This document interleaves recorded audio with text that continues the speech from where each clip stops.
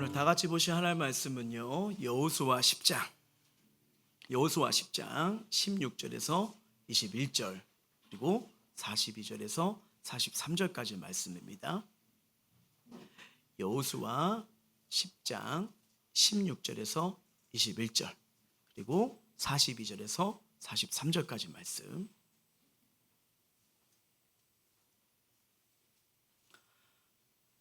다 찾으신 자 알고 제가 한 절, 우리 성도님도 한 절 읽도록 할게요. 그 다섯 왕들이 도망하여 막게다의 굴에 숨었더니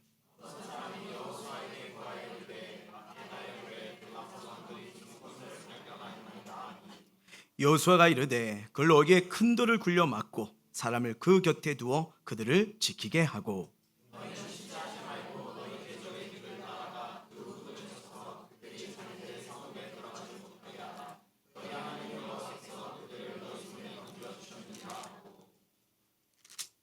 여호수아와 이스라엘 자손이 그들을 크게 살육하여 거의 멀어였고 그 남은 몇 사람은 견고한 성들로 들어간 거로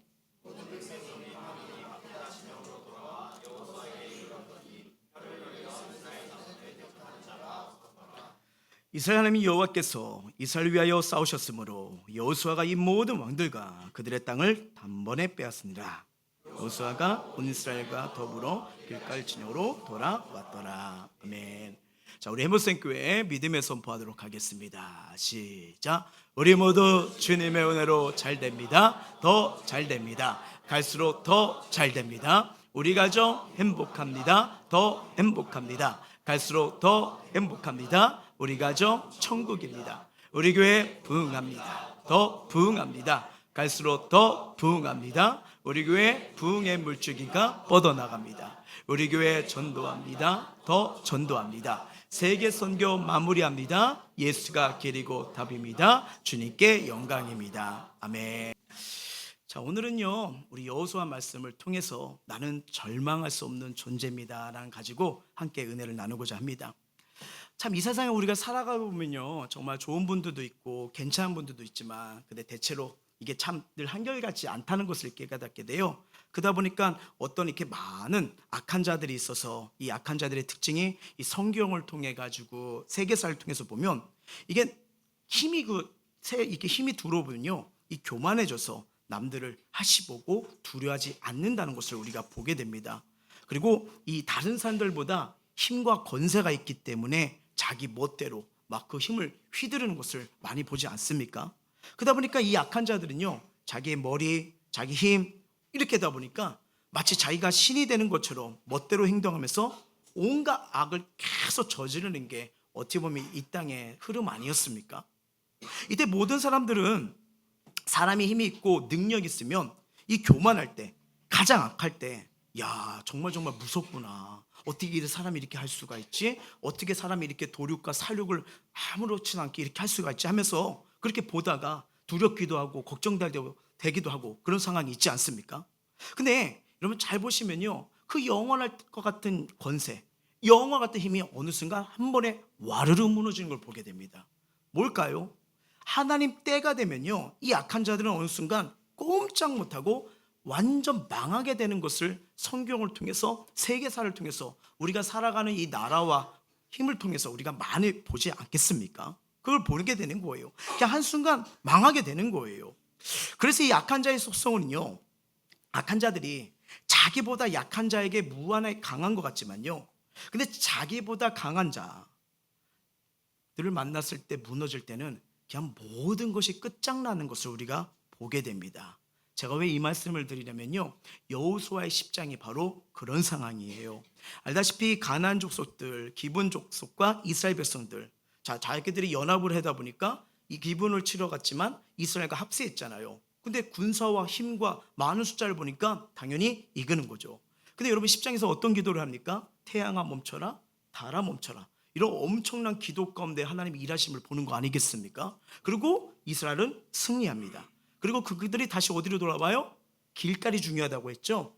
길가요. 우리에겐 어디예요? 영적인 예수님의 품이라는 거죠. 길가는 승리할 때나 패배했을 때나 다시 시작할 때 다시 거기서 재정비하고 은혜를 구하고 하나님의 자녀라는 것을 깨닫고 다시 걸어가는 영적인 어디예요? 처소였던 것이었습니다. 그러면서 이제 그 은혜를 알게 됐는데, 이제 그 은혜 속에, 승리 속에 가나안 다섯 부족이 패하게 말아요. 그래서 도망치기 급급했습니다. 하지만 이때 다성왕은요, 도무지 이해되지 않는 행동을 해요. 그럼 뭐냐면 이스라엘 피하여 숨는다고 숨는데 이 막혀있는 굴 속에 들어가 버린 겁니다.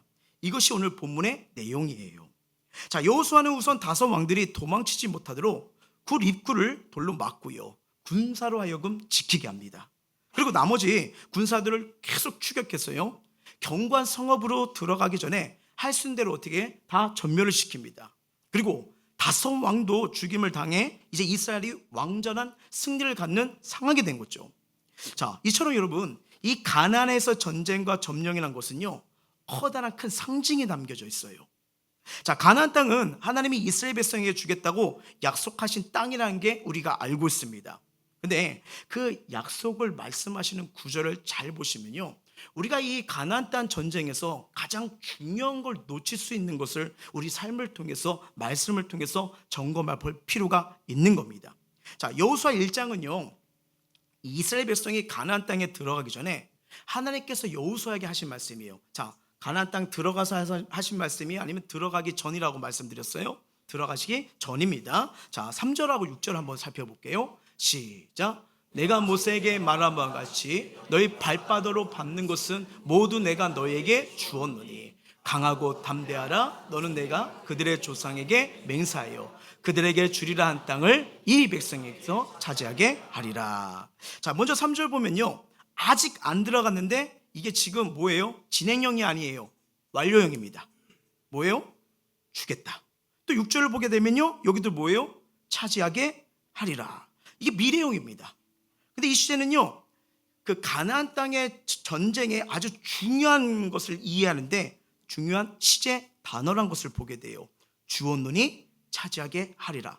자, 이 시간적 간격 속에 이스라엘 백성이 가고요, 자, 지금 살아가는 저와 여러분이 이 시제 속에 같이 있다고 생각을 하셔야 돼요. 자, 가나안 땅은 이미 이 말씀을 통해서 뭐예요? 그들에게 이미 주신 땅입니다. 땅이에요. 믿음으로, 정복으로 나가면 되는 거예요. 근데 아직 들어가지 않았음에도 불구하고 하나님이 그 땅을 차지해 주시겠다고 이미 완료를 하신 거예요. 그 땅을 주시고 차지하도록 하나님이 마무리하시겠다고 약속을 받았습니다. 잘 보세요. 그러면 여러분, 이 가나안 땅은요, 모든 것이 뺏고 빼앗기는 어떤 전쟁의 의미를 말하는 게 아니에요. 표면적으로 보면 땅을 정복하는 게 맞아요. 하지만 하나님이 그 땅은 지금 뭐예요? 이미 가기 전에 주었다고 말씀을 하는 겁니다. 자, 여기서 이게 핵심이에요. 이 여호수아를 보시려면요, 전쟁의 삶으로 보느냐, 이미 주었는데 그런데 전쟁을 하게 하신 이유가 뭐냐, 여기서 여호수아 말씀을 보는 감정과 은혜와 핵심적인 영적인 교훈이 달라지는 겁니다. 이게 정말 중요한 거예요. 자, 여러분, 분명히 표면적으로는 가서 전쟁하는 거 맞아요. 하나님이 싸우시는 거 맞습니다. 은혜가 있어요. 그런데 이 가나안 땅을 가만히 보면요, 그리스도인, 주님 품에 들어오고 예수와 함께하는 그 삶에서 삶이 어떤 삶이 이루어지는가를 보여주는 게 여호수아예요. 여호수아예요. 그래서 가나안 땅은요, 이렇게 보면 우리가 이렇게 애굽이 됐고 광야가 되고 가나안 땅 들어가면 천국에 들어간다, 이런 얘기를 많이 듣잖아요. 그것도 일부분 맞아요. 맞는데, 근데 여러분, 가나안 땅 계속 전쟁합니까, 안 합니까? 하죠. 그럼 우리는 나중에 천국 가서도 전쟁해야 되나요? 천국에 가서 땅 따먹게 해야 돼요? 여기 내 집이야, 들어오지 마. 여기 내 상급이야, 아무것도 오지 마. 이렇게 하는 건가요? 아니에요. 그러니까 표면적으로는 천국으로 말할 수 있지만 이 가나안 땅 들어가서도 전쟁을 합니까, 안 합니까? 하고 있잖아요. 그러니까 천국의 상징보다 뭐냐면 예수 안에 들어와서 예수님을 믿고 예수님을 따라갔던 자들의 신앙 삶이 어떤지를 보여주는 게 여호수아예요. 이걸 기억하셔야 돼요. 이런 삶이 상징하고 있습니다. 자, 우리가 이 신앙생활 하면요, 기복적 신앙이 있을 수 있어요. 내가 원하고 바라는 거, 그게 하나님 뜻이면 참 좋겠어요. 근데 우리 육신적으로, 우리 인간의 관점으로 원하고 바라가 있을 때가 있지 않습니까? 만약에 여기 매이게 되면요, 예수 믿으면 병 걸리시 말하셔야 돼요. 감기 없어요. 뭐 말인지 알죠? 예. 그리고 예수 믿으면 교통사고도 안 나요. 근데 우리 차를 보면 여기저기 긁혀 있죠. 그죠? 예. 그리고 예수 믿으면 공부도 정말 잘해요. 남들은 한 달 공부하는 거 우리는 딱 10분만 보면 돼요. 왜? 예수 믿으니까. 예. 그리고 하는 일마다 다 잘 돼야 돼요. 그러면 전 세계 사업가는 다 예수 믿는 사람만 되어야 되죠. 근데 이게 아니잖아요. 이쪽으로 가면 이렇게 기복신앙에서 이런 결과만 바라볼 수 있다는 거예요. 근데 실제로 삶이 그렇게 됩니까? 여러분 예수 믿고 죄 안 지으세요? 오늘만 생각해도 오늘 하루만 여기 예배 시간 오시기까지도 한 3만 개 죄 짓고 오셨죠? 이게 우리의 삶이에요. 이게 나의 모습이에요. 그렇죠? 근데 여러분 실제로 봤을 때 가나안 땅 이미 주셨어요. 그런데도 계속 싸움이 일어나는 현장이잖아요. 자, 이게 뭐냐면 여호수아를 통해서 우리에게 보여주는 단어가 있어요. 그게 뭐냐면 신학적으로 성화라고 합니다. 뭐라고요? 성화요. 주님을 닮아가는 과정이에요. 주님의 영화롭고 가는 과정에 이 닮아가는 현장, 예수 믿기 전과 후가 달라지는 현장을 성화라고 얘기합니다. 자, 하나님 주신 땅에는 이론적으로 전쟁이 없는 게 맞아요. 근데 실제로 들어간 날부터 지금 여호수아는 뭐예요? 여리고 성을 무너뜨리는 전쟁을 시작하잖아요. 자, 이게 뭘 말하는 걸까요? 우리가 살다 보면요, 재정의 문제 있습니다. 건강 같은 문제, 외부 적과 전투를 벌이는 게 있을 수 있어요. 근데 여호수아를 보면요, 우리가 살다 보면요, 꼭 외부의 적만 있나요? 나라는 적도 있잖아요. 나. 하나님 마음을 알아요. 뜻을 알아요. 선한 걸 알아요. 근데 사나운 걸 선택하고 안 좋은 걸 선택하고 시험을 선택하고, 자, 긍정도 선택할 수 있어요. 근데 부정적으로 선택할 수 있는 이 나와의 싸움도 다 있지 않습니까? 바로 그걸 포함한 거예요. 자, 하나님은 말하죠. 나도 거룩하니 너희도 거룩하라. 그러니까 거룩한 백성으로 우리를 인도하기를 원하세요. 근데 여기서 거룩하다고 할 때 우리의 수준으로 보면 거룩하다고 말할 수 있을까요? 여러분 한번 생각해 보십시오. 가끔 제가 말씀드리는데 여러분 딱 예배 올 때마다 제가 여기서 두 팔 벌리고 나는 거룩하다, 나는 무진장 거룩하다, 난 진짜 거룩하다 이렇게 보이면 어떻게 보이세요? 이 모습을 봤을 때 코웃음을 치는 분이 계실 거예요. 누굴까요? 우리 아내예요. 그렇죠? 내가 당신의 삶을 알고 있는데, 그렇죠? 여러분 어떻게 보면 윤리적으로 행동을 보면 거룩을 따라가는 게 맞긴 맞는데 우리의 삶, 우리의 모습, 삶의 현장에 있으면 이게 거룩이 됩니까? 직장에서 거룩이 됩니까? 난 사랑이 많다, 계속 사랑이 많다, 다 품을 거다, 이게 되나요? 그게 아니잖아요. 참 무너지고 연약 이 모습이 되는 거 아니겠습니까? 그렇죠? 근데 이 성경에서 거룩하다는 얘기할 때는요, 나의 행위를 보는 게 아니에요. 어딜 보냐? 신분입니다. 신분이요, 신분. 네, 우리는 하나님의 자녀라는 거예요. 이거예요. 그러니까 자녀가 됐다는 건 뭐예요? 하나님께서 고르시고 뽑으시고 사랑하기로 작정한 게 하나님의 자녀입니다. 그러니까 무슨 말이냐면 거룩은 소속의 문제예요. 소속의 문제. 자, 이게 성경 로마서에 잘 나오는데 특히 9장을 한번 살펴볼게요. 9장 한번 읽어봅니다. 시작. 약속의 말씀은 이것이니 명년 이때 내가 이르니니 사라에게 아들이 있으리라 하심이라. 그뿐 아니라 또한 리브가가 우리 조상 이삭 한 사람으로 말미암아 임신하였는데 그 자식들이 아직 나지도 아니하고 무슨 선이나 악을 행하지 아니한 때 택하심을 따라 되는 하나님의 뜻이 행위로 말미암지 않고 오직 부르시는 이로 말미암아 서게 하려 하사 리브가에게 이르시되 큰 자가 어린 자를 섬기라 하셨나니 기록된 바 내가 야곱은 사랑하고 에서는 미워하다 하신가 같으니라. 아멘. 여러분 이 구절을 보시면 되게 중요한 하나님의 선택의 신앙의 이게 나와요. 자, 리브가가 쌍둥이를 임신하였습니다. 근데 이 아이들이 지금 나왔어요? 아니면 태아 쪽에 있는 거예요? 그렇죠. 그때 이들이 선이나 악을 행동한 게 아니에요. 일방적으로 뭐예요? 하나님의 뜻을 따라서 하나님이 야곱을 사랑하기로 작정하신 거예요. 이게 뭐냐? 선택입니다. 이해되시죠? 자, 이 말은 다른 말은 뭐예요? 내가 너를 사랑하게 하기로 결정했어, 이 뜻이에요. 근데 그 근거가 지금 행위에 있다고 말합니까? 아니요, 하나님 뜻에 있다고 성경은 말씀하고 있어요. 자, 그럼 중요합니다. 하나님이 저와 여러분을 자녀로 왜 선택하셨을까요? 예수님의 십자가 사랑이 믿어져요. 이전 것은 지나갔으니 보라 새 것이 되었더라. 이제 옛날에 안 좋았던 습성, 그런 방식 이제 벗어나고 싶어요.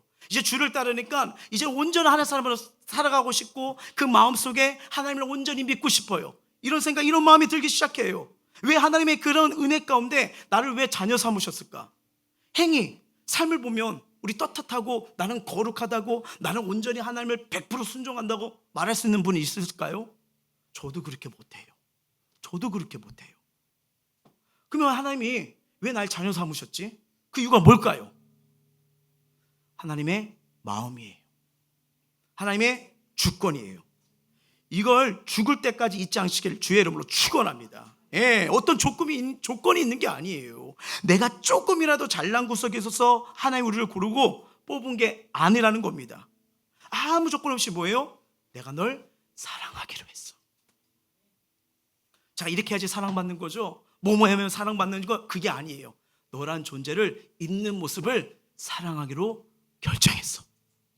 이거예요. 여러분, 택함 받았던 마음과 함께 쓰는 게 뭐냐면, 그래서 택함 받은 자는 뭐냐면요, 거룩한 백성이 되는 거예요. 우리가 하나님 앞에 거룩해졌다는 건 뭐냐면 도덕적으로가 아니라 신분적으로 예수님의 보혈이, 예수님의 사랑으로 담겨져 있기 때문에 그 모습으로 우리를 거룩하다 말씀하시는 거예요.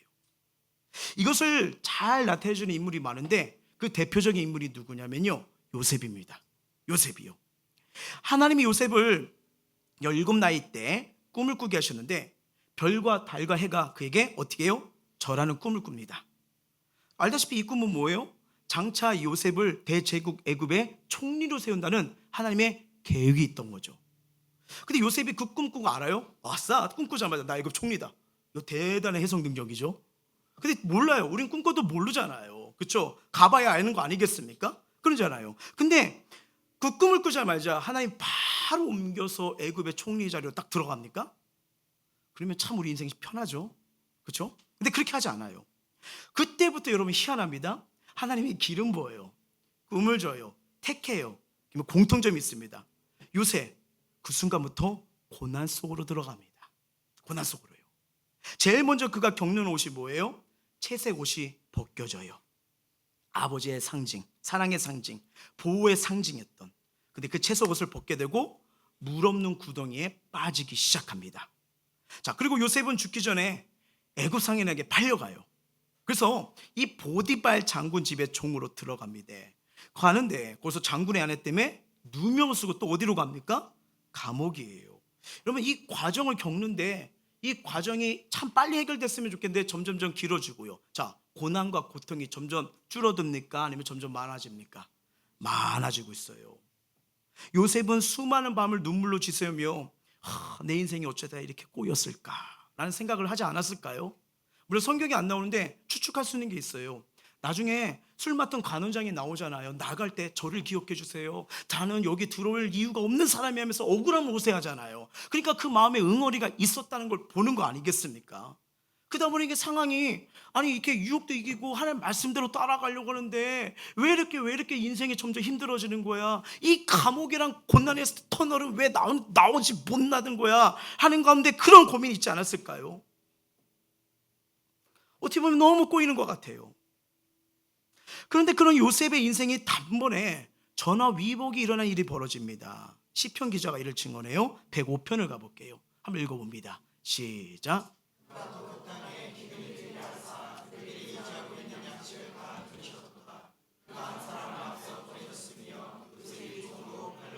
아멘. 여러분, 이게 하나님의 시선에서 나오는 구절인데요.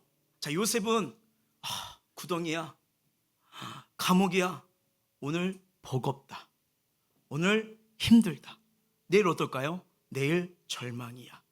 이게 요셉의 시선이고요. 어쩌면 저와 여러분도 그런 시선, 그런 생각, 그런 환경에 있을 수 있어요. 그런데 요셉의 입장에서는 이렇게 보는데, 근데 여러분 이 말씀을 보면요, 하나님 편에서는요, 한 사람을 앞서 보내셨다고 기록합니다. 예, 우리 인간의 입장에서는 요셉이 종으로 팔렸다는 것에 더 주목이 가지 않습니까? 근데 재수가 없다, 참 안타깝다, 이렇게 볼 수 있어요. 근데 하나님은 그걸 거론하지 않아요. 여러분, 뭘 말씀드리냐면요, 이렇게 하나님이 보는 것과 결정하는 것과 인간이 보는 것과 선택하는 게 이렇게 차이가 납니다. 내일 어떤 일이 일어날까요? 일주일 뒤에는요, 1년 뒤에는요, 10년은요, 우리는 몰라요. 오늘 점심 반찬 뭐게요? 몰라요. 이게 우리예요. 냄새로만 추측할 뿐이죠. 그렇죠. 이게 우리예요. 잘 보세요. 하나님의 시선은요, 우리 처음과 시작 모든 걸 보시는 분이에요. 그러니까 저와 여러분이 오늘 힘들다, 오늘 절망이다, 이것 때문에, 오늘의 삶 때문에 미래에 이루어질 하나님의 축복도 함부로 판단하지 않길 주의 이름으로 축원합니다. 하나님 시선은 이미 그 너머예요. 그 너머예요. 그걸 보고 있다는 거예요. 사람들이 고난을 겪을 때 이런 말이 있잖아요. 남편 복 없는 사람은 어떤 복도 없다고요? 자식 복도 없다. 그래서 막 우리 자해하잖아요. 힘들어하잖아요. 볼 수 있습니다. 힘드니까. 근데 왜 그래요? 오늘의 상황, 오늘의 문제를 보면 그렇게 말할 수 있어요. 근데 하나님의 그림은 그게 아닙니다. 엄청 큽니다. 그래서 하나님은 오늘 내 모습으로 판단하지 않아요. 왜? 계획이 있으니까요. 계획이 있으니까요. 하나님께는 이스라엘과 큰 민족을 이루게 하며 이 약속의 땅 가나안을 주인이 되기 위해서요, 그 전에 뭐예요? 요셉을 미리 애굽으로 보내버린 거예요. 엄청난 구원의 계획을 갖고 계시기 때문에. 자, 이 하나님의 목적이 있습니다. 이걸 성경 우리는 하나님의 계획이라고 해요. 이 과정을 뭐라고 말하면요, 하나님의 섭리라고 말합니다. 섭리요. 그 섭리 가운데 이끌어가는 거예요. 자, 예수를 믿는다는 게 이게 중요합니다. 예수를 믿는다는 거는요, 하나님의 원대한 계획을 눈을 열어 보는 거예요. 하나님의 그림을 보는 거예요. 그냥 오늘 점 찍은 이 그림 딱 찍고 이게 무슨 그림이야 하는데, 이게 나중에 시간 그러니까 이렇게 예쁜 그림이 나오는 거잖아요. 이걸 볼 수 있는 게 예수를 믿는다는 고백인 겁니다. 이 신앙으로 걸어간다는 거예요. 여러분, 이걸 알게 되잖아요, 나머지 정말 시시해집니다. 정말 시시해져요. 눈앞에 이 결과가 보이는데 그것 때문에 난리칠 필요가 없는 거예요. 그것 때문에 난 죽었다, 나는 끝났다, 에휴, 이게 아니에요. 여러분, 한 사람을 앞서 보냈는데 이 당시 요셉 가족, 왜 요셉이 저렇게 끌려갔는지 누구 안 사람 있어요, 없어요? 몰라요. 근데 누구나 아세요? 하나님이요. 하나님 아시는 거예요. 예, 놀라운 거 아니겠습니까? 어쨌든 간에 요셉은 종으로 팔려가요. 그러면서 그 18절 보면 기가 막힌 구절이 나와요. 시작. 그의 발은 착고를 차고 그의 몸은 쇠사슬에 매였으니. 여기 원문을 한번 살펴봤습니다. 그랬더니 여기 몸이 히브리어로 혼을 뜻하더라고요. 혼. 요셉의 혼을 하나님이 쇠사슬로 묶어버리셨대요. 이유가 뭘까요? 이유가 뭘까요? 넌 내 거야. 이제 너의 인생 속에 내가 널 향한 아름다운 계획을 위해서 너를 이끌어갈 거야.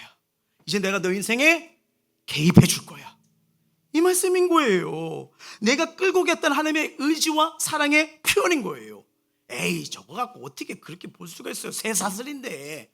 그 다음 구절을 보시면 돼요. 19절입니다. 시작. 아멘. 그래서 여러분, 이 신앙생활, 그리스도의 인생, 믿음 생활이 뭐냐면요, 한마디로 그리스도로 살아간다는 건 뭐냐면요, 하나님의 계획이 이루어지도록 하나님이 내 인생에 들어오신다는 거예요. 자, 여쭤볼게요. 내 계획이 완전합니까? 하나님의 계획이 완전합니까? 자, 이게 되게 쉬워요. 이거는 유치부 애들 말해도 다 답을 알아요. 자, 내 뜻이 완전합니까? 하나님 뜻이 완전합니까? 지금 대답 못하신 분들 계시죠? 왜요? 내 뜻이 완전하다고 생각하니까. 그러니까 맨날 우시죠. 그러니까 맨날 괴롭죠. 바로 이거예요. 신앙생활 한다는 건 바로 이걸 본다는 거예요. 자, 이걸 인정하는 게 뭐냐? 성화입니다. 성화예요. 하나님 뜻을 받아들이고 하나님 뜻을 신뢰하고 거기에 내 인생을 맡기는 게 성화인 거예요. 근데 놀라운 건 뭐냐면, 하나님은 하나님의 기쁘신 뜻과 의지를 따라 우리를 택하시고 사랑하셨어요. 여러분, 사랑한다면 조건이 있어야 돼요, 없어야 돼요? 없어야 되잖아요. 없어야 됩니다.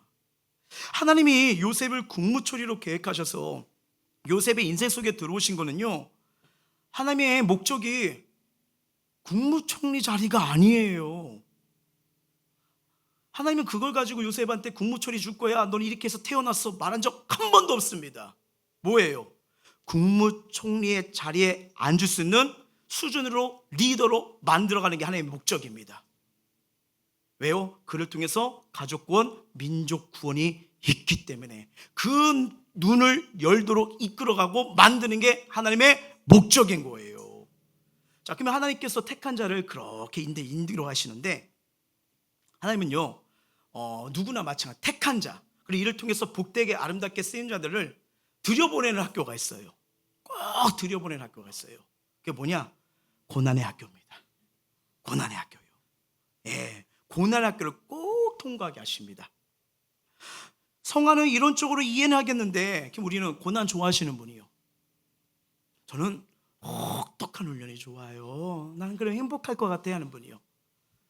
아니잖아요. 저도 마찬가지예요. 고난이 오되 저는 하루, 이틀, 3일이면 끝났으면 좋겠습니다. 이게 제 마음이에요. 근데 그럼에도 하나님이 그 길을 가는 방법이 뭐예요?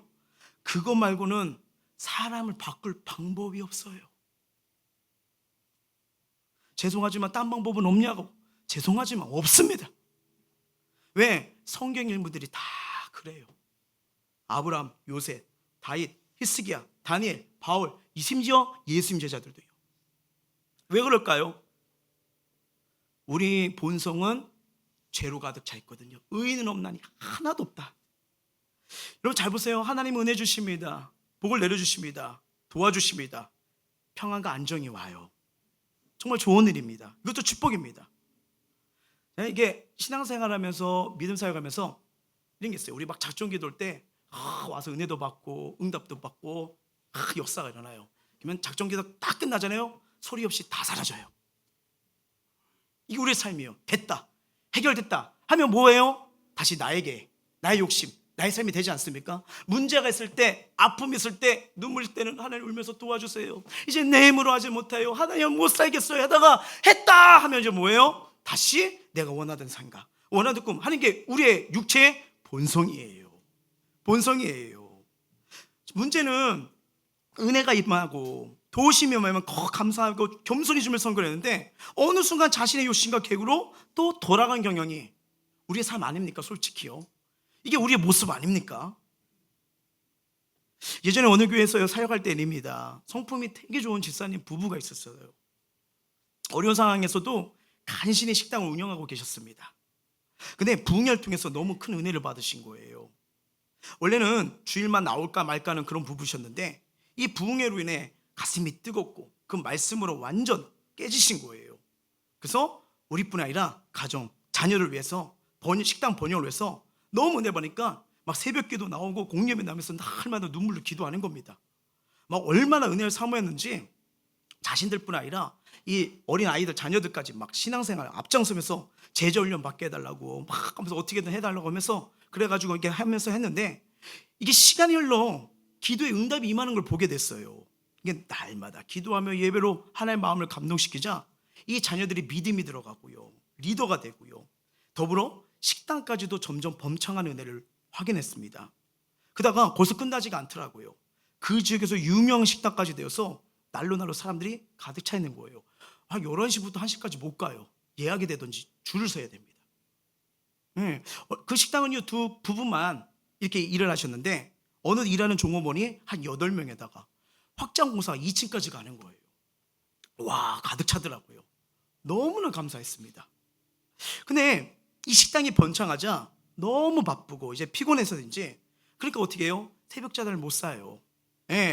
그러다가 어떻게 해요? 계속 사람들이 오려니까 이제는 저녁 예배도 못 오고 사랑강이 되시는 거예요. 그럼요, 일 마치니까 어떻게 해요? 피곤하잖아요. 쉬고 싶잖아요. 이해됩니다. 근데 이게 장사가 점점 잘 되고 많아지는데 어쩔 수 없이 이제 뭐예요? 예배를 줄이는 거예요. 그렇지 않아도 주일에 장사하는 것 때문에 마음이 찔려서 고민하시다가 그나마 선택한 게 뭐냐면 예배 드리고 가서 장사하다고 그러셨는데 시간을 흘러 어떻게 해요? 결국 선택이 장사를 선택해 버리신 거예요. 안타깝더라고요. 몇 번이나 신방 갑니다. 아이고 많이 바쁘시죠. 고생 많으세요. 그래도 주일 성수와 예배 지키셔야 됩니다. 안식일 지키시고 그렇게 걸어오셔서 은혜 받으셨잖아요. 응답 받으셨잖아요. 이제는 이렇게 하나님이 축복을 주신 거는 더 주를 잘 섬기라고 기쁨이 되고 허락한 거 아시잖아요. 아시죠? 근데 이렇게 사람이 많이 몰려와서 우리가 아니면 맡길 사람이 없어서 그래요. 그러다가 말씀만 하시고 또 못 나오시는 거예요. 계속 신방을 갑니다. 여러분 이게 계속 신방 가면 어떻게 돼요? 부담스럽잖아요. 눈빛으로 말해요. 그만 오세요. 서빙을 안 해요. 저한테는요. 저 좋은 거 보내 빨리. 눈치채야죠. 어떻게 하겠습니까? 근데 안타까운 건 시간을 흘리니까요, 희한합니다. 부모님의 신앙이 무너지니까 자녀들도 똑같이 무너져 가더라고요. 똑같이요. 예. 아이들도 예배 왜 못 나오나 했더니 이제 중요한 시험 기간이니까 예배보다 일단은 학원 가라. 학원 갔다가 나중에 가면 되지 않냐. 안타깝게도 시험이 끝나도 그 아이들은 교회에 나오지 못하더라고요. 어떻게 합니까? 또 기도하면 찾아가라. 기도해줘라 마음이 오니까 또 가요. 근데 이제는 결국 안 나오시는 선택을 하니까 이제는 기도하면서 기다릴 수밖에 없더라고요. 근데 이제 마음이 더 아픈 건 뭐냐면 그렇게 시간이 지났는데 그 장사가 되었던 그 식당이 이 시간이 지나면서 점점 사람들이 줄어들기 시작해요. 그분들은 더 요리에 연구에 힘쓰고 최선을 다했는데 1년 지나 2년째가 됐을까요? 어느덧 2층 식당이 닫아버리더라고요. 예, 많은 종업들도 사라지고요. 예전처럼 또 부부만이 남긴 거예요. 그리고 운영하는 거예요. 특히 이 점심때는 점심 저녁 붐비던 자들이요. 이 점심때 가도요. 한두 좌석. 방이 막 6칸 있었고 뭐 야외 이쪽도 있었고 이렇게 했는데 근데 이제 점심때 한번 갔는데 그때는 이제 그냥 밥 먹으러 가면서 그냥 기도해 주는 마음으로 간 거죠. 근데 어떻게 해요? 텅텅 비어 있는 거예요. 앉아서 옛날에 예약하고 가야 됐거든요. 예약도 아니에요. 그냥 가서 텅텅 비는 자리 그렇게 하는 거예요. 근데 저 안타까운 것은 그분들의 얼굴 표정이에요. 옛날처럼 기쁨과 활기의 모습이 아닌 금신과 염려 얼굴이 가득한 모습이었어요. 그리고 시간이 흘러 가게 문을 닫으시더라고요. 그리고 타지로 이사 가는 것을 듣게 되었습니다. 참 그 과정을 보면서 이 힘들고 고난의 상황에서 처음에는 그런 가운데서 주님을 찾으면서 하나님 나라를 확장해 주시고 그것을 축복하시고 세우신 걸 경험했지만 이게 나중에 이 하나님을 찾을 필요성을 못 느끼니까요. 그 상황까지 가서도 주님을 안 찾으시더라고요. 뭘까요?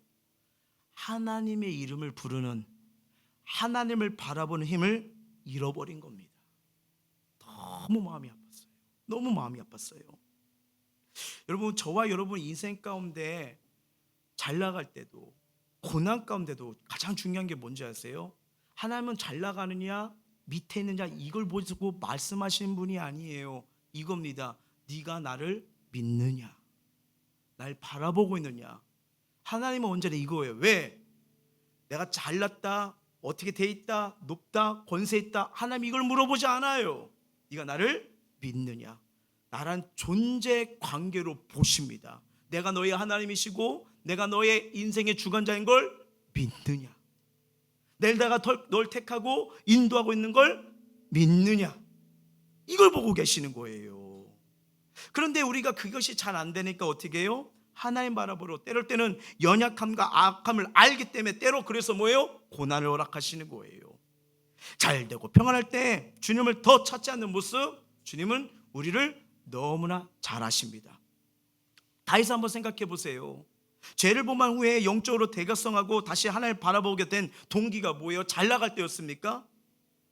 아니에요. 평안했을 때 전쟁터도 이제 안 나가요. 나라가 견고해지는 게 그때 밤에 그냥 있다가 밧세바에 목욕하는 장면을 보고 죄를 범하잖아요. 평온할 때, 내가 이제 스스로 안 됐을 때, 모든 거 다 채워졌을 때, 이게 인간의 연약함이다. 마음이 합한 자 아니에요? 늘 기도하고 예배했던 자 아니에요? 그런 자도 평안할 때 가장 이럴 때는 뭐예요? 무너지잖아요.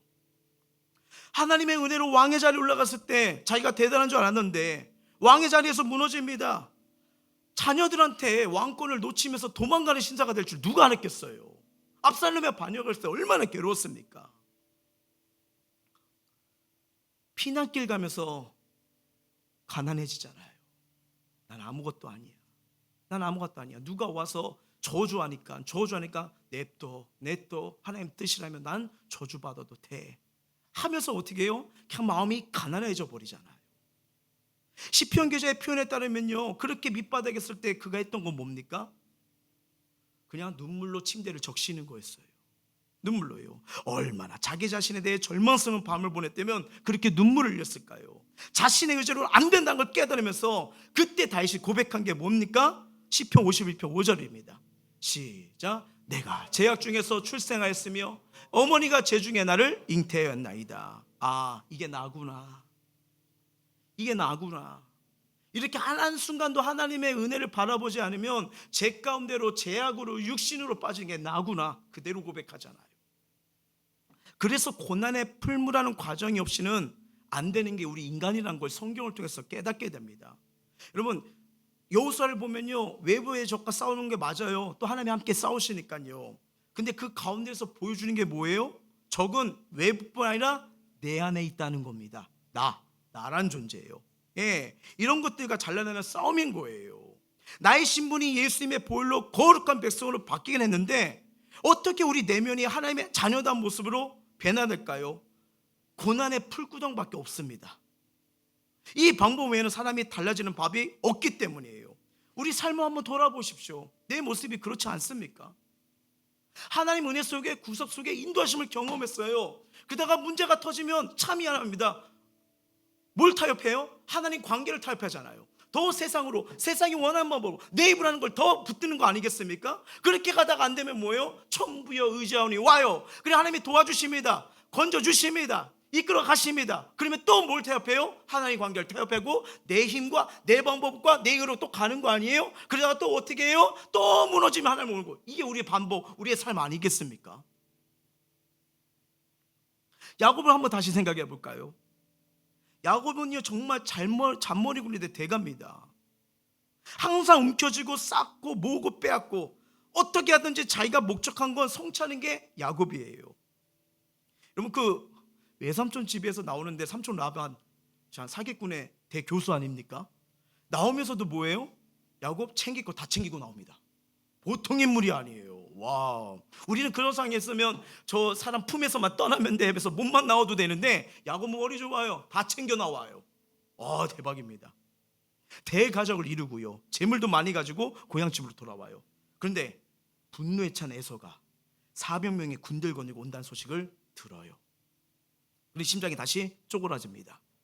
두려워집니다. 그렇지만 이때도 그의 잔머리가 굴러가요. 여러분 그 야복강을 뗐을 때 두 대로 나눠 가족과 재물들을 다 건네버립니다. 한쪽이 망하면 한쪽은 도망갈게. 남을 재산 머리 보통 아니에요. 와 정말 똑똑한 사람입니다. 그리고 혼자 남잖아요. 자 이때 하나님이 그의 자아를 꺾기 위해서 또 다가오십니다. 싸움을 걸어오세요. 여러분 잘 보세요. 하나님과 씨름해요. 저와 여러분 그래도 상식 있잖아요. 하나님이 씨름 한 판 하면 이길 거예요, 질 거예요? 제가 오늘 이렇게 하나님을 이깁니까? 툭 쓰러지잖아요. 야곱은 끝까지 씨름합니다.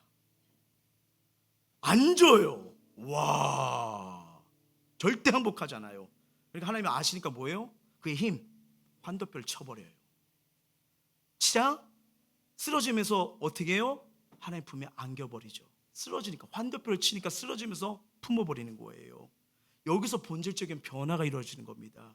이때까지는 하나님을 종교적인 신으로 이해해서 자기가 다급하고 필요할 때만 찾던 대상이었어요. 우리 가운데도 하나님을 내가 필요할 때만 찾는 그런 신앙 있을 수 있어요. 그런데 잘 보세요. 야곱이 여기서 왜 달라질까요? 자 싸움을 끝내고 하나님이 떠나려고 하자 그가 이렇게 말합니다. 자 창세기 32장 26절 시작. 그가 이르되 날이 세려하니 나로 가게 하라. 야곱이 이르되 당신이 내게 축복하지 아니하면 가게 하지 아니하겠나이다. 당신이 날 축복하지 않으면 가게 하지 아니하겠나. 뭐예요? 붙들고 놓아주질 않아요. 붙들고 놓아주질 않아요. 뭐예요? 이때 야곱도 본질상 자기의 삶 속에 변화가 일어나는 거예요. 이제서 그는 문제가 에서만 만나면 문제가 해결됐다고 생각했어요. 에서만 만나면 잘 피해가면 만사형통이라 생각했어요. 에휴 에서 형만 없으면. 어떻게 보면 우리 인생도 그런 게 있지 않나요?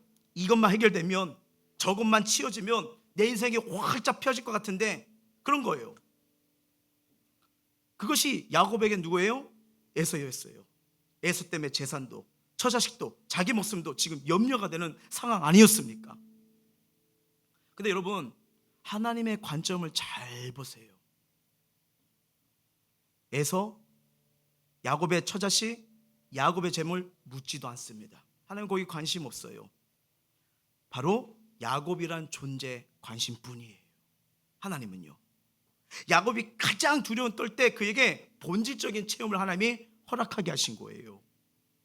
그래서 에서에 대한 공포도, 처자식도, 재물에 대한 염려도 지금 뭐예요? 지금 사라져 버리잖아요. 어떻게 해요? 환도바가 치면서 주님 품에 안기는 순간, 이런 만약에 기도가 된다면 무슨 말입니까? 에서의 문제 사라지게 해주세요. 그 다음에 재물의 문제 사라지게 해주세요. 자녀의 문제 사라지게 해주세요. 이 기도가 나와야 되잖아요. 그걸 안 해요. 나 하나님께 붙들도록 나 축복해 주세요. 이 기도로 바뀌어 버리잖아요. 하나님이 아니면 살 수가 없어요. 그 은혜, 그 속에 거하도록 나 축복해 주세요. 본질적인 기도를 해요. 그 기도를 하니까 에서에 대한 공포, 처자식의 재물, 세상의 염려가 다 여기서부터 사라진 거예요. 그리고 어떻게 합니까? 하나님을 독대하는 기적을 체험하는 거 아닙니까? 하나님과 일대일로 만나는 형제제 그리고 왜요? 그 영혼 속에 일어난 거예요. 근데 그 하나님 지금도 이렇게 하나님을 간절히 붙드는 자, 그 영혼에게, 그 사람에게 오늘도 세일을 행하십니다. 그러면 우리를 향한 하나님의 사랑은 어떤 것일까요? 그리고 하나님은 우리에게 어떤 사랑을 요구하실까요? 한번 연애하고 있는 커플을 생각해 봅시다. 남자가요 양다리를 걸쳐요. 그리고 한 여자를 51%, 다른 여자를 49% 사랑한대요. 그리고 저와 여러분에게 말해요. 나 바쁜데 여기 45% 사랑해주고, 그래 여기 내가 좀 더 55% 사랑해줄게. 저와 여러분이 55%의 사랑을 받았어요. 나 6%더 사랑해준다고? 5%더 자기야 고마워하면서 그 양다리 걸친 남자 사랑할 거예요? 우리 자매님들 그럴 거예요? 나 55%더 해준대. 나 55%더 사랑해준대. 지금 상상만 해도 머리 깨지죠. 뭐 이런 인간이 다 있나? 지금 이런 생각 들지 않습니까? 바로 이거예요. 사랑은요 전부 아니면 전무인 겁니다. 하나님이 우리에게 향한 사랑이 어느 정도냐? 성경은 유일하게 우리한테만 질투의 하나님이라고 말씀하셨어요. 질투의 하나님이요. 이 세상을 창조하시고 주관하신 하나님인데 질투가 없는데 저와 여러분을 향한 사랑은 질투의 하나님이십니다. 왜요? 하나님은 우리를 거룩한 신분으로 만드시고 자녀로 삼으시기 위해 독생자 예수 그리스도를 십자가의 대속제물로 주셔서 값을 지불할 만큼 우리를 이렇게 사랑하십니다. 이렇게 사랑하셔요. 분명한 건 하나님은요 확실하게 하시는 분입니다. 어중간은 없어요. 하나님 앞에. 그러니까 우리 신앙도 어중간이가 없다는 걸 기억하셔야 됩니다. 그래서 우리가 하나님께 초점이 맞춰지지 않고 다른 것 때문에 흐려지고 삶의 우선순위가 바뀌면요 그것 때문에 하나님 못 견뎌 하세요. 우리 귀를 붙잡고 뭐예요? 제발 나 좀 봐봐, 내 얘기 좀 들어봐봐 라고 하십니다. 그래서 하나님은 우리가 순수하게 하나님만 바라보시다 하기 위해서 우리를 고난과 연단의 풀무소로 밀어넣으세요. 그러면 딱 가면 그동안 내가 붙들었던 거, 의지했던 게 아무것도 아니구나, 날 살려주지 못하는구나, 내 인생의 사명과 일에 도움이 안 되는 걸 깨닫게 하시는 거예요. 그러면서 하나님이 그 자녀를 인도하기 시작합니다. 널 향한 계획이 이거야. 너는 이렇게 살 자가 아니야. 이렇게 시간 낭비할 자가 아니야. 이런 문제 속에서 좌절과 절망 속에 살 자가 아니야. 내가 널 향한 엄청난 계획을 세웠어. 그러니 오늘의 삶 내 모습에 낙심하지 마. 내가 널 이끌어가잖아. 그게 여호수아의 오늘 마지막 절에 나와요. 자, 42절 43절입니다 시작. 이스라엘의 하나님 여호와께서 이스라엘을 위하여 싸우셨으므로 여호수아가 이 모든 왕들과 그들의 땅을 단번에 빼앗으니라. 여호수아가 온 이스라엘과 더불어 길갈 진영으로 돌아왔더라. 아멘. 그러면 이 구절 말씀을 통해서요 우리가 기억할 메시지가 있어요. 성화를 위해 긴 고난의 과정 속에 나홀로 지독한 고독과 아픔을 견디는 게 아니라 하나님이 나와 함께 하시고 나를 위해 싸우고 계심을 믿으시길 주의 이름으로 축원합니다. 그래서 우리가 감당하지 못할 시험, 하나님은 그 시험을 허락하지 않아요. 이길 수 있는 시험, 견뎌낼 수 있는 시험, 왜? 이기게 하십니다. 왜요? 하나님이 함께 싸우시잖아요. 하나님 이끌어 가시잖아요. 물론 하나님이 우리를 다루시는 방법 매우 다양합니다. 신비한 영역이 많아요. 근데 이 한 가지는 꼭 알고 계셔야 돼요. 어떤 환난과 고난과 피하고 싶은 삶의 현장에도요, 거기에도 분명히 주님은 저와 여러분과 함께 하신다는 거예요. 절대 홀로 두지 않으시는 은혜의 사랑의 하나님이십니다. 하나님, 우리의 부족함, 잿덩어리 알아요. 우리의 연약함을 아시는 분입니다. 그분이 육신의 몸을 입고 죄인의 모습으로 친히 이 땅에 오셨다는 사실에서 그걸 알 수가 있어요. 우리의 아픔과 연약함을 이해하기 위해서 실제 몸을 입고 오신 거예요. 그래서 우리의 인생길에서 우리의 슬퍼하면요 하나님도 같이 슬퍼하십니다. 기쁨에 교회면요 하나님도 같이 기뻐하시면서 뭐예요? 함께 하시는 하나님이신 거예요. 그러니까 여러분, 인생 삶의 고독과 아픔과 고난이 있을 때 왜 나 혼자 두냐고, 왜 이렇게 날 버려두냐고, 이렇게 나를 이끌어가는 게 맞냐고 하면서 그런 생각 하지 않길 주의 이름으로 축원합니다. 성경이 분명히 이를 말하잖아요. 여호와께서 뭐예요? 이스라엘과 더불어 싸우시잖아요. 이스라엘을 위하여 싸우셨으니. 그리고 마지막 절을 보면요, 이스라엘 백성이 다시 어디로 와요? 길갈이요. 이게 예수 품이랬잖아요. 또 다른 말로 하면요, 십자가입니다. 십자가요. 예수 그리스도의 십자가 사건, 하나님의 은혜, 그 사랑, 그 현장이요. 그래서 여러분, 십자가를 묵상하는 게 왜 중요해요? 십자가를 바라볼 때보다 나를 사랑하는 현장 아닙니까? 엄청난 대가를 지불하고 아주 끝장을 보신 거, 날 살린 현장이잖아요. 하나님 사랑이 오해된다? 믿어지지 않는다? 어렵지 않아요. 십자가 안 바라보니까 그런 거예요. 세상 바라보고 사람 바라보고 뭔가 이렇게 의지할 거 바라보고 하니까 하나님 사랑이 안 느끼는 거죠. 십자가는 날 위해서 피와 쌀을 쏟으면서 날 살린 현장입니다. 누가 내 생명 바꿨어요? 예수 그리스도밖에 없잖아요. 왜 그 사랑 안 느껴지냐고요? 어렵잖아요. 십자가가 아닌 다른 것을 의지하고 바라보니까 그 사랑을 놓치잖아요. 십자가에서 죽으시고 부활하신 주님, 제자들 다 뿔뿔이 도망갔잖아요. 근데 여러분, 언제나 제자들이 주님 찾아왔습니까? 아니요, 언제나 주님이셨어요. 엠마오로 가는 두 제자 찾아오시잖아요. 근데 여러분 참 웃기죠? 예수님 죽으시고 부활하시 얼마 됐다고 예수님이 같이 왔는데도 몰라요. 그럼 같이 걸어가요. 길동무구나. 여러분, 제가 일주일 동안 예를 들어 지금 팔레스타인과 이스라엘 전쟁에 제가 파견 갔다 왔어요. 딱 갔다 여러분이 있으면 우리 정대명 목사님은 닮았네 이러면서 끝나나요? 아니잖아요. 근데 이 제자들은 완전히 하나님에 대한 마음, 사랑 다 잊어버린 거예요. 그러니까 옆에서도 몰라요. 바로 이거예요. 십자가를 바라보지 않으면 옆에서 동행하는 예수님이 나와 함께 하신도 몰라요. 엠마오 가는 두 제자가 그랬던 거예요. 왜? 영의 눈이 안 열리니까요. 그리고 왜 그럴까요? 십자가 부활을 안 믿었잖아요. 그러니까 옆에 있으니까 믿어지지가 않는 거죠. 왜? 더디 믿는 불신앙 때문에, 말씀을 믿으러 가는 마음이 없기 때문에, 믿음으로 방향하지 않으니까 주님께서 동행을 해도 삶 가운데 역사가 안 일어나는 거예요. 왜? 안 믿으니까. 난 십자가 사랑보다는 세상적 사랑이 좋아요. 저 사람의 사랑이 좋아요. 저 사랑만 붙들면 저 일만 하면 돼요 라고 생각하면 하나님도 어떻게 할 수가 없는 거예요. 그러면 주님 부활하셨잖아요. 왜 부활하셔요? 우리와 함께 하기 위해서요. 그럼 이 부활하신 주님 어떻게 체험하느냐? 나중에 엠마로 가던 두 제자처럼 하시면 돼요. 자, 처음엔 몰랐어요. 근데 그들이 어떻게 하냐면요, 자, 누가복음 24장 28, 29절이에요. 시작.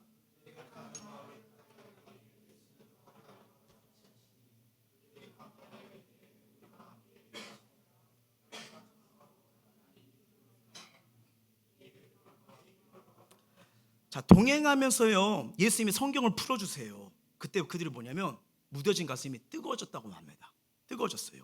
즉 은혜를 느꼈을 때 그냥 안녕히 가세요 그런 게 아니라 더 가르쳐주세요, 더 함께 해주세요. 어떻게 해요? 붙잡은 거예요. 주님을 붙잡아준 거예요. 자, 붙잡고 유숙을 합니다. 자, 31절 한번 볼게요. 시작. 그들의 눈이 밝아져 그인 줄 알아보더니 예수는 그들에게 보이지 않으라. 뭐예요? 붙잡으니까 눈이 열린 거예요. 세상 근심 염려에 살아간 내가 아니라 나 예수님의 제자였지. 이 주님 살아계시네. 나와 동행하셨네. 여전히 날 붙들고 계시구나. 눈의 열림을 믿으시길 바랍니다. 이걸 경험한 거예요. 여러분, 이게 중요합니다. 우리가 예배를 통해서 말씀 통해서 하나님 또 은혜 주십니다. 평안 주십니다. 영적인 감격이 있는 건 맞아요. 근데 유지하려면 여기서 머물지 말라는 거예요.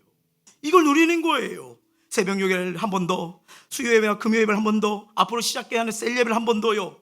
도저히 상황이 안 된다면 감사 노트라도 쓰시길 바랍니다. 예, 부정적 마음 들 때 여러분 딴 거 아니에요. 감사하시면 돼요. 다 녹아버립니다. 그렇게 되는 거예요. 한 번 더 움직이라는 거예요. 한 번 더 함께, 이들도 한 번 더 같이 길 붙잡으니까 어떻게 해요? 눈이 열리고 내 인생 쉴만한 물가로 인도하시는 하나님을 보게 되잖아요. 보게 되잖아요. 물론 우리가 여러분 살아가면서요, 인생의 고통이 무조건 하나님이 주시는 건 아닙니다. 왜요? 내가 불순종해서 스스로 절망과 고통의 길로 가는 경우도 있어요. 반대로 하나님의 말씀에 순종하여 가운데 고통이 있을 수도 있습니다. 근데 중요한 것은 그 현장에서 하나님을 바랄 때 하나님은 다시 소망의 길을 주십니다. 구원의 길을 주시고 답을 찾는 인생이 되는 거예요. 아, 나는 그냥 이렇게 살아가는 게 아니구나. 날 향한 하나님의 원대한 계획이 있구나. 이 섭리 걸어가는 과정 붙드시기 때문에 난 그분 믿고 따라가면 되는구나. 나를 통해서 열방과 가족과 지역을 살리는 뜻이 담겨져 있구나. 요셉이 그걸 본 거잖아요. 이 출발점이 어디죠? 내가 살아있는 그 현장, 있는 현장, 거기서 하나님을 바라보는 거예요. 우연은 없습니다.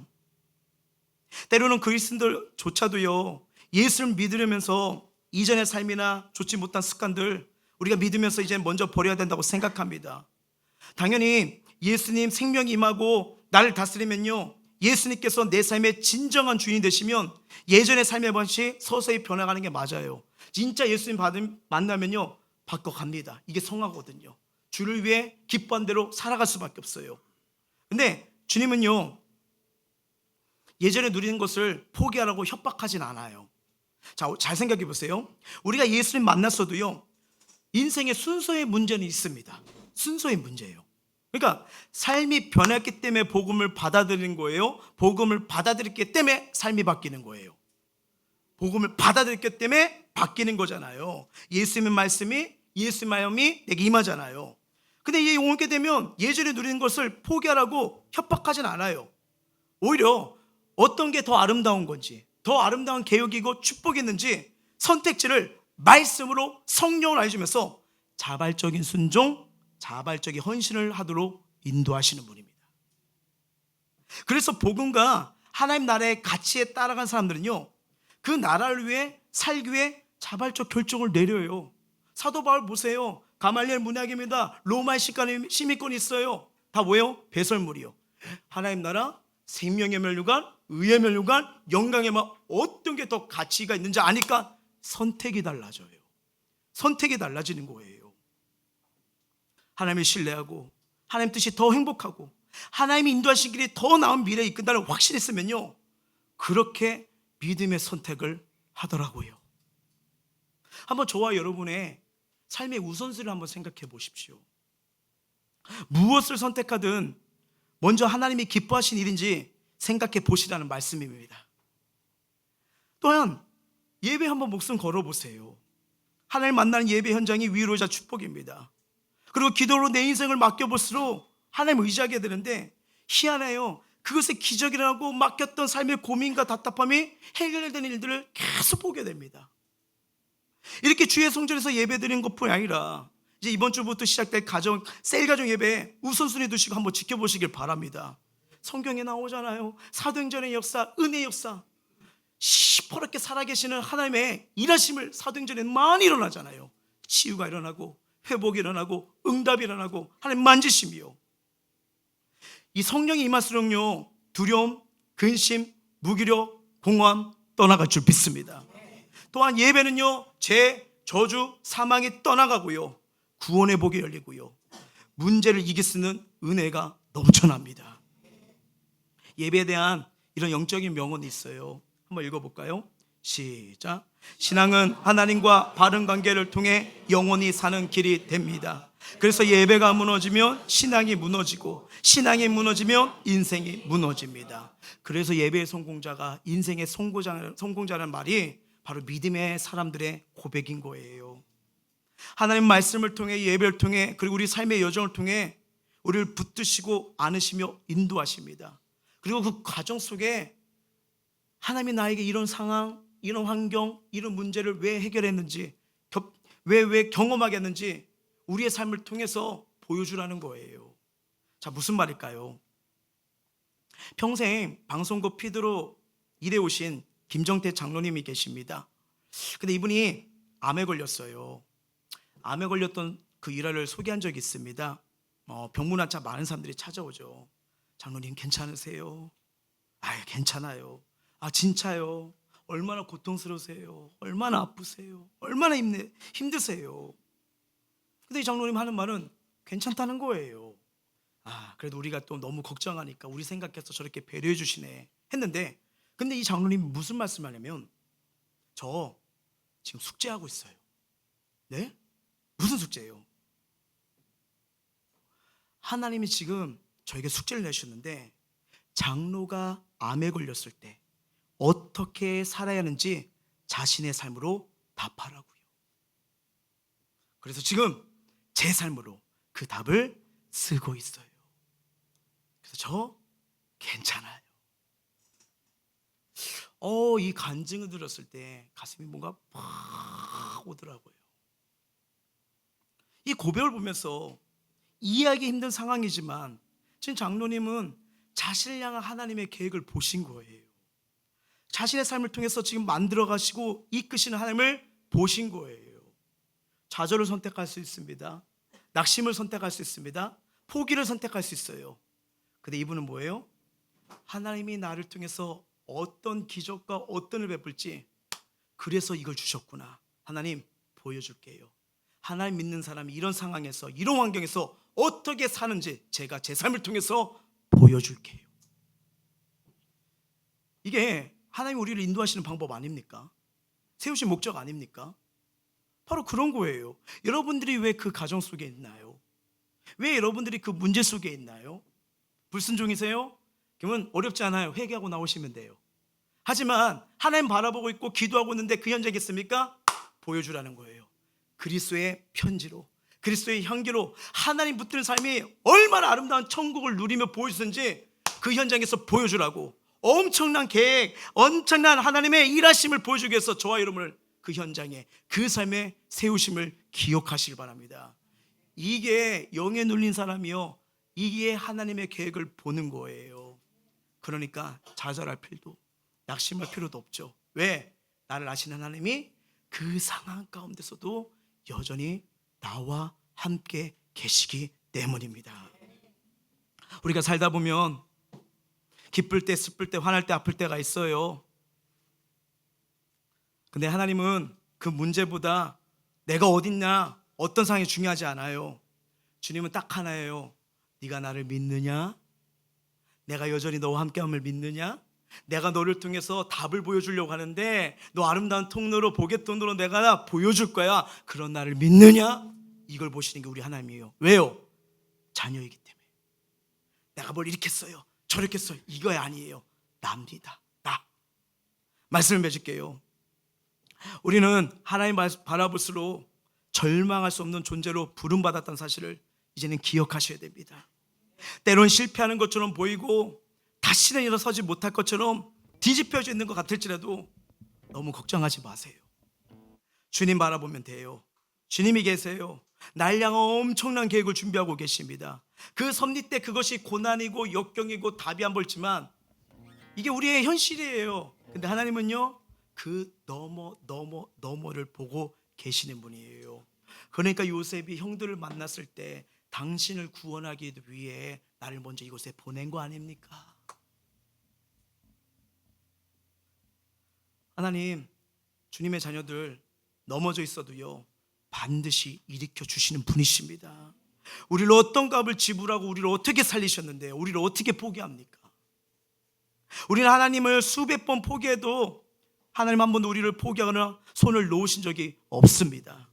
앞으로도 영원히 우리를 인도하시고 책임지시는 아버지, 그 하나님 바라보고 그분과 함께 걸어가며 우리의 삶을 통해서 하나님의 살아계신 은혜, 나를 통해 보여주고 싶어하는 하나님의 은혜를 증명할 수 있는 이런 간증의 주인공이 되시길 주의 이름으로 축원합니다. 찬양하겠습니다.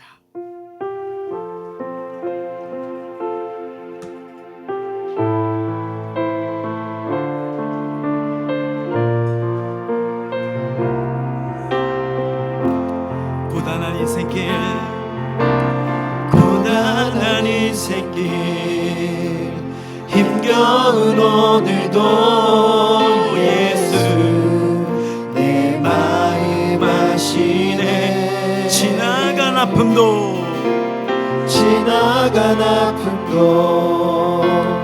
마주할 세상도 예수 내 마음 아시네. 자, 하루를 살아도 기쁨으로 가니, 하루를 살아도 기쁨으로 가니 예수 늘 함께 하시네. 후회도 염려도 온전히 맡기리.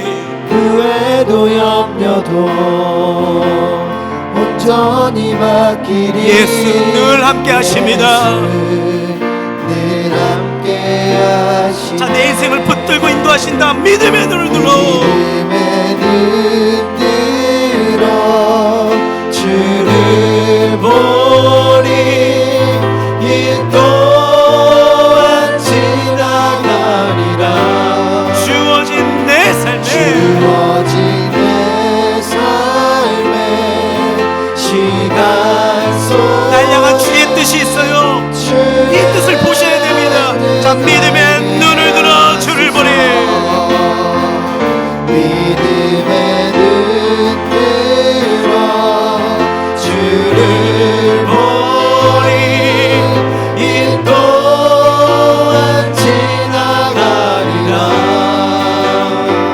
주어진 내 삶에 시간 속에 주님이 저와 여러분을 자녀로 부르셨습니다. 인생 가운데 하나님의 계획 가운데 만들어 가십니다. 믿음의 눈 들어 주를 보리.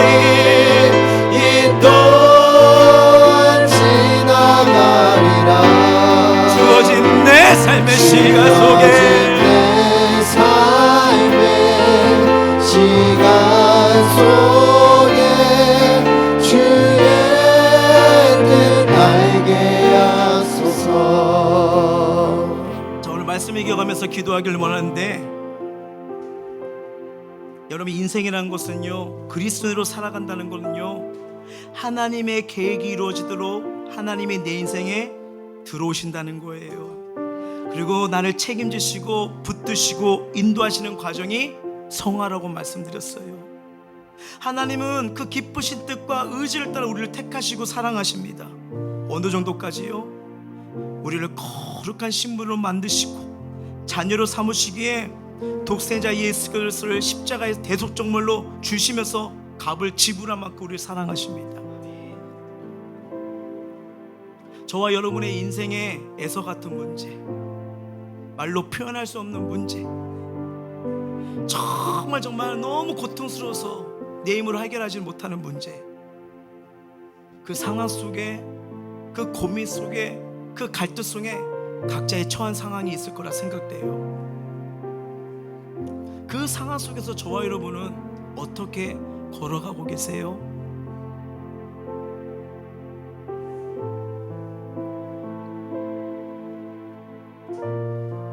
아까 말씀드렸던 김정태 장로님, 이 암으로 말미암아 인생 모든 것이 끝날 위기였죠. 근데 괜찮대요. 왜요? 자기의 고통, 아픔보다는 하나를 바라보니까 숙제였구나. 무슨 숙제? 장로가 암에 걸렸을 때 어떻게 살아야 하는지 자신의 삶으로 답하라는 것을 깨닫게 되었대요. 그래서 나의 모습, 나의 행동, 나의 삶이 그 답을 쓰고 있어요.